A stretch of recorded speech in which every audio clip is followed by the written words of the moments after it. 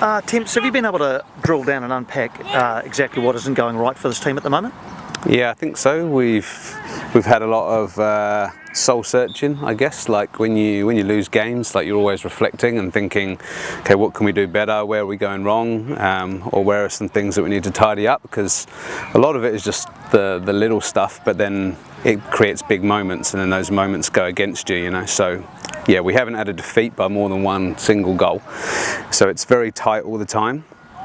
We've had a few penalties that we didn't get in the last 2 games, so those things can sway. So it's little things, but big moments. And so, yeah, we think we've found a few things that we can tidy up on and improve on ahead of this weekend. And yeah, we've had some really good conversations internally, but also with the team about it as well. What about being away from home and not being able to get results across the Tasman? Is there any particular reason for that? Look, there's no doubt about it. It's difficult, like it's a whole day of travelling. You know, you've got to be at the airport 3 hours before you fly, and you're sitting in the lounge, and then you're kind of on the flight for 4 hours, and then you've got to wait for your bags to get off. It's not just a domestic flight, 1 hour, and within sort of 2.5 hours you're in the hotel. It's like it's a whole day, and you normally arrive in the day before, so it's tough. Then there's a time zone, and then you've got to kind of play reasonably late in the afternoon or in the evening. So it is a challenge, but it's not the reason we're losing games. And you know, half the squad have not done it before, so it's kind of new to them, new to a lot of the staff. So we're learning a lot about kind of how we're, I guess, responding to those type of things and what we could maybe tidy up and do a little bit better.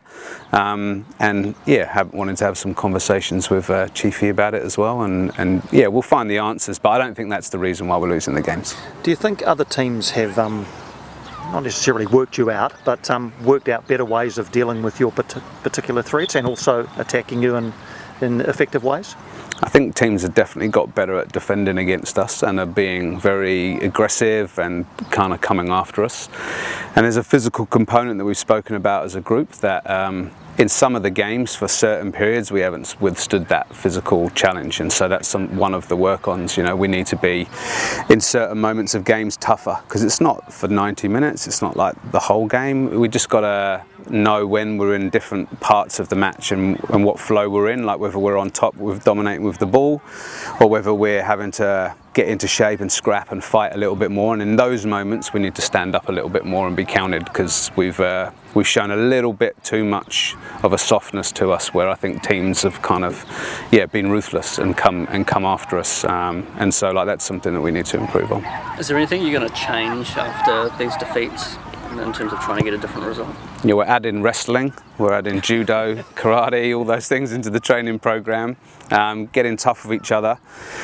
We spent a whole session on the Gold Coast getting physical, and kind of, so we have changed the training program a little bit. To be more away from kind of, I guess, generic team principles, to go more towards individual and unit stuff, so we can tidy up some of the technical areas and tidy up some of the things that I'm talking about when it comes to competing and in what parts of the pitch.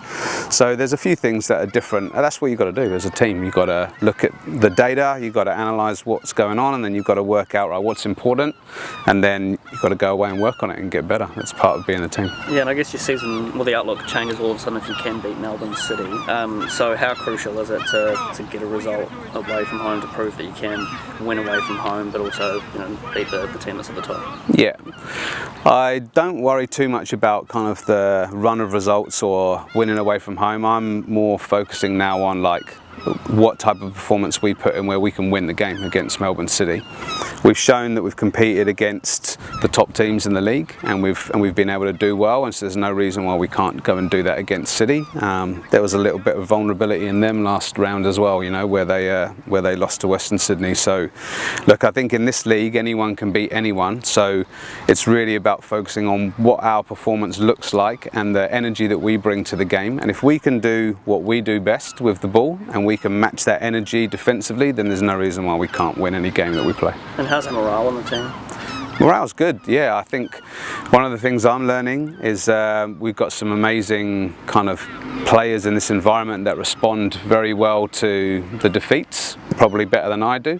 I take it quite hard, and it's like takes a few days for me to kind of like get over that, whereas they are very good at kind of parking it, moving on, and the atmosphere in the team is really good. And there's been some really good examples of leadership this week where players are really kind of helping spark that morale, and there's a good energy, and it was good. Training has been good this week. Yeah, I can just ask one more. So Rebecca said at the start of the week that there'd been a bit of a meeting to sort of work out where things have gone wrong. Can you sort of provide a little bit of detail as to the purpose of that? Yeah, there's a meeting every week after the game where we review it and we say these are the things that we did really well and these are the things that we didn't do so well. And what we kind of talked about this week was there's a few things that we're finding that are happening reasonably regularly now, and so it's about kind of how can we stop these from becoming a continual issue for us and plug in some of those gaps, so to speak. So we just talked about the things that are going to be the most important for us to be able to move forward. Defensively, we started slipping a bit. We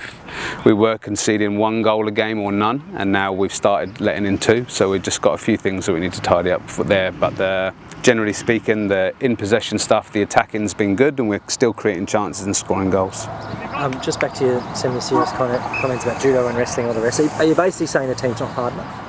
No, I'm not saying that. I'm just saying that there's a naivety at times where I think the Australian players particularly have got that kind of little bit of mongrel, as they say, and they're ruthless. So if they see a little bit of weakness somewhere on the pitch, they go for it. You know, that's kind of what we're seeing when we're playing in these games. So for us, it's about being a little bit wiser to where they're going to target and why they're targeting us and where on the pitch at what time, and for us just to be able to stand up to that. But no, like I don't think we're not hard enough. I don't think we're soft. We just need to be smarter in kind of how we use our physicality and how we collectively defend. But we've seen so many great examples of the defending. You think of some of the box defending we've seen from Mac and Marisa and Bex like throughout the season, and those kind of blocking and large tackles. They're willing to put themselves on the line, you know, and put their body in the way. So it's just about us being smart with where we do that on the pitch. I also just wanted to ask about Isabel Cox. How have you seen her going, and how you can get the best out of her? Yeah, look, she was missed, I think, against Central Coast after obviously scoring against Brisbane. So great for her. Like, she's back, she's excited, energy's good. So still early days for her, obviously, in her career with us, but we're seeing somebody that gives us something a little bit different up front. So now we've got nice variety across that front line. She's obviously quite physically imposing. She's tall and she's fast and she's strong, and so it does give defenders something different to think about, you know, and that's a real asset for us in terms of what we can do as an attacking unit. It just gives us another new dimension that we can utilise. Just that naivety that you were touching on before, what do you sort of put that down to? Well, there's a little bit of experience because it's still a young team and it's still a group that quite a lot of them, this is their first season, and then we've got players come from overseas. It's a different type of league, it's a different type of football, and they're kind of still adapting to that as well as we go. So it's not major things for me, it's just little bits, and I think we can be, as a staff, we can be more helpful to the group as well. I think during games around where those things are occurring and kind of getting to them a little bit quicker. So yeah, for me it's just more about experience, and the last 4 games I think we've learnt a huge amount about ourselves. The last 4 away games, sorry, we've learnt a lot about ourselves, we've learnt a lot about the processes and how we respond to things, and I think we're seeing a change now in the group in terms of their mentality towards that. Talked about how some of the players take the losses really well, better than you. But do you expect almost, you know, multiple losses in a row, they should be taking it a little bit harder, or are you happy with the way they take it? I think it's one of those things that you learn as a coach, like you have your own way of dealing with it and you see certain players deal with it in different ways, and when you get something that's maybe different to the norm or from what you've seen, the first reaction is like, oh, they should be feeling like this or they should be feeling like that, when the reality is you can't really tell people how to feel. Like, what they're doing is kind of what's normal, natural to them, and everyone's different in the group. We have got players that kind of are a little bit more in solitude when we've lost, and they want to reflect and they want to kind of be on their own and think through it, and we've got others that want to be social, you know, and I think everyone's different, and we're learning as a group that we've got to kind of accept the differences and kind of but still stay together. And I think that's definitely one of the things that's come out of the last 4 weeks, is just how we're collective as a group and how we respond moving forward. And Brianna and Mania back training. Yep. Are they likely to feature? Are they available to feature at all? Yeah, they're both available to feature, yep. So they're back in, which is great, and it's nice, like along with Isabel coming back yesterday, they all arrived back yesterday, and so they're good to go. Mania trained at the start of this week, but Bree got back yesterday, so yeah, it's nice to have them back. And we've also got some academy girls back in after the Christmas break, so it's nice. We've got 26 players today, which is awesome. Are you looking at personnel changes at all as you look to reverse the form? I think as a coach, you're always looking, whether you win, lose or draw, you're always looking at what team do you think is going to be the best team to get the result at the weekend. That's kind of the job. But yeah, without a doubt, when the team's not in the best form in terms of results, then you're also looking at, okay, do we need to make any changes and do we need to mix things up a little bit? So yeah, for sure, I'm always looking. Me and Callum are talking a lot about that. So we'll pick the team for Saturday that we think can go out and beat Melbourne. Oh, sorry, Phil. I was just saying, they're coming off a defeat. Is this a bad time to be playing them? I guess they might be motivated to bounce back, or do you think it's a good time that that there is a bit of weakness there? We're motivated too. We're bouncing back. So yeah, we've got the same kind of mentality. So look, I just think in this league, what I've learned is that every team is capable of beating everyone, and there's some of the results are just impossible to pick. So it's such a competitive league.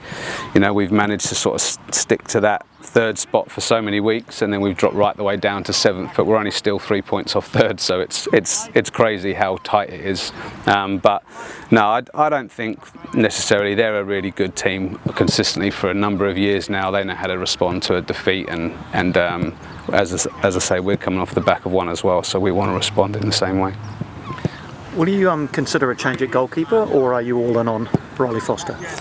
No, look, every time you go into a game, I think no one's untouchable. So like, no one's always going to play in the team no matter what. And I think it's the same for Riley, for Bree, for Amy that are competing in goal, and it's the same for all the outfield players. So nobody's got the golden egg. No one's got the right to just walk into the team. You've got to be performing, you've got to be doing well.